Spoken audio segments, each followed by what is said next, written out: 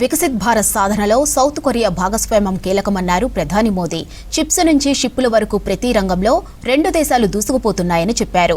Movie, animation, gaming రంగాల్లో అపార అవకాశాలు ఉన్నాయని తెలిపారు.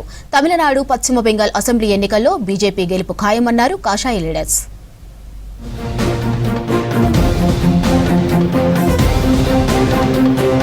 ప్రస్తుత అస్థిర ప్రపంచంలో భారత్ సౌత్ కొరియా బంధం ప్రపంచ శాంతికి దోహదపడుతుందన్నారు ప్రధాని మోదీ. చిప్స్ నుంచి షిప్లు, టాలెంట్ నుంచి టెక్నాలజీ, ఎంటర్టైన్మెంట్ నుంచి ఎనర్జీ వరకు ప్రతి రంగంలో రెండు దేశాలు దూసుకుపోతున్నాయని చెప్పారు. ఢిల్లీలో ద్వైపాక్షిక సంబంధాలపై సౌత్ కొరియా ప్రెసిడెంట్ లీ జే మ్యూంగ్ తో చర్చించారు. ఈ సందర్భంగా ఇరు దేశాల మధ్య కీలక ఒప్పందాలు కుదిరాయి. ద్వైపాక్షిక వాణిజ్యం 2030 నాటికి $50 బిలియన్ చేరడమే తమ లక్ష్యమన్నారు మోదీ. हम चिप से लेकर शिप्स, टैलेंट से लेकर टेक्नोलॉजी, एनवायरनमेंट से लेकर एनर्जी, हर क्षेत्र में सहयोग के नए अवसरों को साकार करेंगे. भारत और कोरिया का बायलैटरल ट्रेड 2030 तक इसे $50 बिलियन तक पहुंचाने के लिए हमने आज कई महत्वपूर्ण निर्णय लिए हैं. వికసిత్ భారత్ సహకారంలో కొరియా కీలక భాగస్వామని చెప్పారు ప్రధాని మోదీ. ఆర్థిక భాగస్వామ్యం బలోపేతానికి ఇండియా కొరియా ఫైనాన్షియల్ ఫోరం ప్రారంభించినట్లు తెలిపారు. భారత్లో ఎంఎస్ఎంఈల స్థానాలకు కొరియన్ ఇండస్ట్రియల్ టౌన్షిప్లు ఏర్పాటు చేస్తామన్నారు. ఏఐ, సెమీ కండక్టర్లు, ఐటీ రంగాల్లో సహకారానికి డిజిటల్ బ్రిడ్జ్ తెస్తున్నట్లు తెలిపారు. మూవీ, యానిమేషన్, గేమింగ్ రంగాల్లో అపార అవకాశాలు ఉన్నాయన్నారు మోదీ. बिजनेस सहयोग को बल देने के लिए हमने एक इंडस्ट्रियल कोऑपरेशन कमेटी का गठन किया है.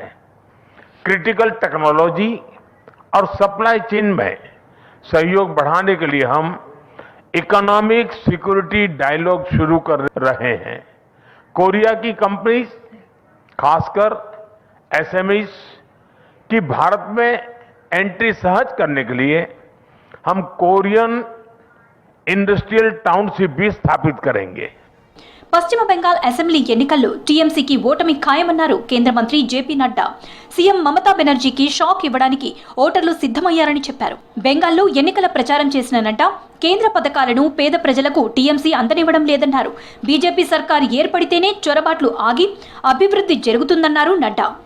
तो जो हम पैसा दे रहे हैं वो ले नहीं रही है और जो हमने पैसा दिया है उसमें कट मनी, टोलाबाजी, प्रधानमंत्री ग्रामीण कल्याण अन्न योजना में चावल की चोरी, ये सब काम टीएमसी की सरकार ने किया है और इसको अब लोगों ने, वेस्ट बंगाल की जनता ने इस बार धूल चटाने का निर्णय ले लिया है.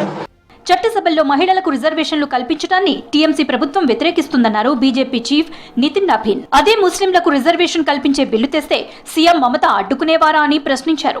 బెంగాల్లో ప్రచారం చేసిన నబీన్ మహిళల హక్కులను లాక్కునే టీఎంసీ సర్కార్ని గద్దె దించాలని ప్రజలకు పిలుపునిచ్చారు. आज मैं अपने महिला शक्ति से आग्रह करता हूं, ऐसी जो सरकारें जो यहाँ के महिलाओं को अधिकार छीनती हैं, जो यहाँ के महिलाओं को असुरक्षित करती हैं, उसको निश्चित रूप से सजा देने का समय आ गया है मित्रों.